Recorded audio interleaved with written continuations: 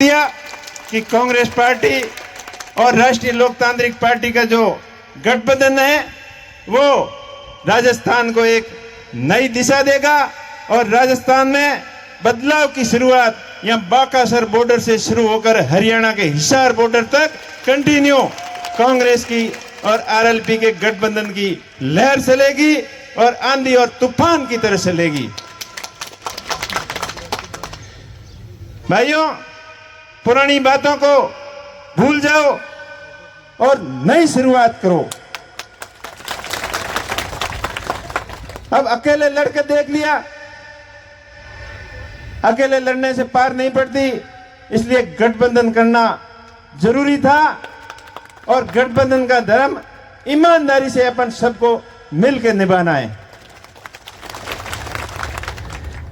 मैं मेरी बात करूं तो मैंने पिछले 2 चुनाव बायतू से लड़े और बायतू की जनता ने मुझे खूब प्यार प्रेम और आशीर्वाद दिया और दूसरी बार तो बिल्कुल ईवीएम के अंदर तो आपने जीता दिया था, लेकिन मेरा भाग्य नहीं था, या यूं कहो कि जयपुर वाला रास्ता मेरे लिए ठीक नहीं था, इसलिए चुनाव शायद मेरे पक्ष में नहीं रहा, क्योंकि मेरा लगाव शुरू से दिल्ली से रहा है। तुम संघर्ष करो। जब 1995 में मैंने 12वीं की परीक्षा यहाँ बालोतरा से पास की और बालोतरा 12वीं पास करते ही रोजगार की तलाश में आर्मी की भर्ती हो चाहे पुलिस की भर्ती हो, इसकी भागदौड़ में लगा हुआ था और आर्मी की भर्ती होने के लिए मैं जैसलमेर जा रहा था तो शिव पहुंचा, तब पता चला कि वो तो भर्ती कल हो गई। तो किसी सज्जन ने मुझे बताया कि वापिस आप जाओ और बाड़मेर के अंदर एक दिल्ली पुलिस की भर्ती आई हुई है। हमारे लिए नाम भी नया था। उस समय माननीय राम निवासी मिर्जा साहब अपने यहाँ के सांसद हुआ करते थे और उनकी एक दूरगामी सोच थी कि दिल्ली को मजबूत करने के लिए दिल्ली के अंदर दिल्ली की पुलिस समस्त राज्यों से सिलेक्ट करके लाएं ताकि दिल्ली का शासन सही हिसाब से चलता रहे। भाग्य की बात थी, वहां गए और वहां भर्ती हो गए। उसके बाद में दिल्ली पुलिस की 10 साल तक नौकरी की, लेकिन नौकरी में भी मेरा ज्यादा वहां मन नहीं लगा। शुरू से ही कुछ नया करने की इच्छा रहती थी। मेरी इच्छा तो थी कि वहां से मैं पढ़कर अच्छा बड़ा अफसर बनूं और अफसरों की लाल बत्ती वाली गाड़ियां देखते थे, तब अंदर से एक नई आवाज आ रही थी कि भाई तुझे ये कांस्टेबल की नौकरी नहीं करनी है, अफसर बनना है। प्रयास किया लेकिन उसके अंदर सफलता के इर्द गिर्द थे नहीं। तब नौकरी को छोड़कर अपना खुद का व्यवसाय वहीं दिल्ली से ही शुरू किया और वहां नौकरी करते करते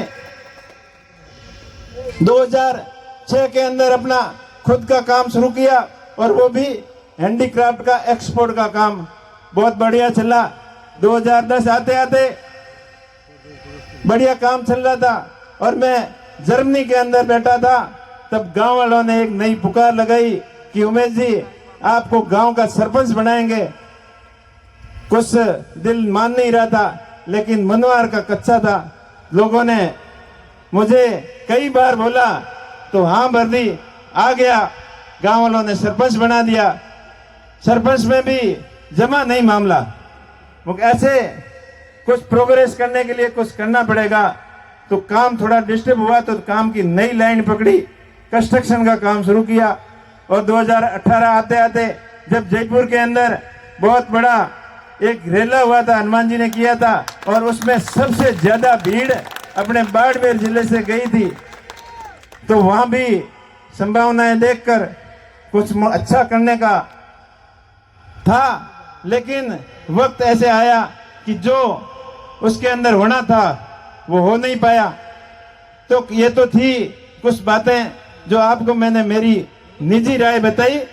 अब मैं आदरणीय हेमाराम जी का बहुत बहुत धन्यवाद देना चाहता हूं कि इन्होंने पूरे बाड़मेर जिले की अपनी कांग्रेस के नेताओं से, चाहे रूपाराम जी हो, चाहे अमीन खान जी हो, चाहे गफूर खान जी हो, चाहे पद्माराम जी हो, चाहे साले मोहम्मद जी हो, चाहे मानवेंद्र जी हो, कर्नल साहब हो, सबसे विस्तृत विचार विमर्श करके मदन जी वगैरह सबसे, पूरे ब्लॉक अध्यक्ष सबसे विचार विमर्श करके ये निर्णय लिया। और मैंने भी जब 23 वाला रिजल्ट आया तो उसके बाद में पूरे जिले की ऐसी भावना थी कि उमेश जी अब इस पार्टी से अकेले से आप आगे नहीं बढ़ सकते, आपको कुछ निर्णय लेना पड़ेगा। तब आम लोगों की, आम जन की ये भावना थी कि आप कोई बड़ी पार्टी पकड़ो। तो मैं तो शुरू से ही कांग्रेस पार्टी से अपने ज्यादा परिवार, समाज, छत्तीस कौम के लोग शुरुआत में कांग्रेस से जुड़े हुए थे, तो और अपनों के साथ में रहना ज्यादा पसंद किया। और ये फैसला पूरे जिले ने सहर्ष स्वीकार किया। मैं धन्यवाद देना चाहता हूं हेमाराम जी को, पूरी टीम को, पूरी बाड़मेर जैसलमेर बालोतरा की जनता को और अपने प्रदेश कांग्रेस कमेटी टीम और all India Congress committee team को कि मेरे जैसे साधारण परिवार से जन्मे एक मामूली व्यक्ति के ऊपर आपने इतना बड़ा भरोसा किया। इसके लिए आप सभी का बहुत बहुत आभार। मैं आपसे ये वादा करता हूं कि मैं आपके भरोसे और आपकी उम्मीद के ऊपर पूरा खरा उतरने का प्रयास करूंगा। हेमाराम जी हम सबके आदर्श हैं, सबको साथ लेके चलते हैं। और मैं आप सभी के सामने वादा करता हूं कि मेरे अंदर तनिक भर की भी इंसानियत है तो हेमाराम जी के आखिर को कभी लांग के आगे नहीं जाऊंगा। हमेशा इनके मार्गदर्शन में इनके बेटा बनकर काम करूंगा और आप सबका भाई और बेटा बनकर आपकी सेवा में कोई कमी नहीं छोड़ूंगा।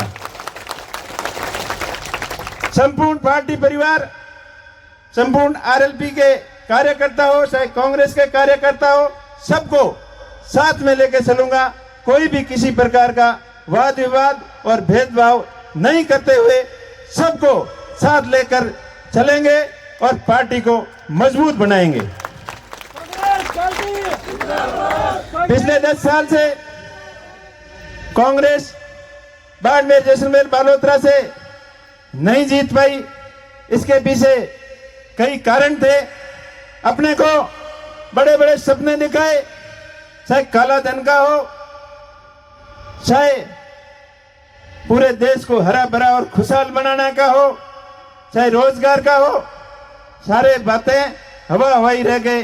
जब 2014 में मोदी जी यहाँ अपने बालोतरा में आए थे, बहुत बड़े बड़े भाषण दिए थे। आप सब में से सबको याद होंगे, नर्मदा गांधी, इंदिरा गांधी नहर और नर्मदा नहर को आपस में जोड़कर बाड़मेर के बॉर्डरी इलाके को मजबूत और हरा भरा करने का अपने को सपना दिखाया था। लेकिन आज देख लो क्या दुर्दशा है इस इलाके की। ये रूपाराम जी बैठे नहरी इंदिरा गांधी नहरी क्षेत्र के अंदर किसानों की बहुत हालत खराब है। उनको 8-10 बारी पानी की मिलनी चाहिए, उसकी जगह 4-5 मिलती है, वो भी आधी अधूरी और टाइम पे नहीं मिलने की वजह से किसान बहुत परेशान है।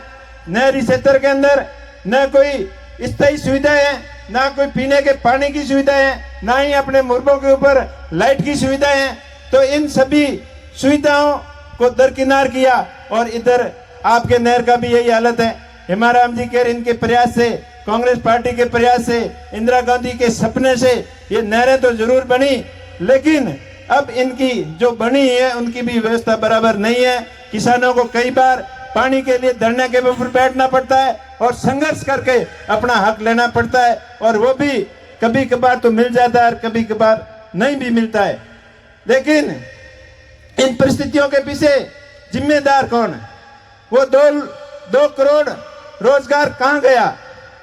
और किसानों की बात कर रहे थे 2023 तक किसानों की आय दुगनी करेंगे, लेकिन 2023 आके चला भी गया और वो उस मुद्दे को भटकाने के लिए नए नए जुमले लाने की कोशिश कर रहे हैं। आज किसान परेशान है।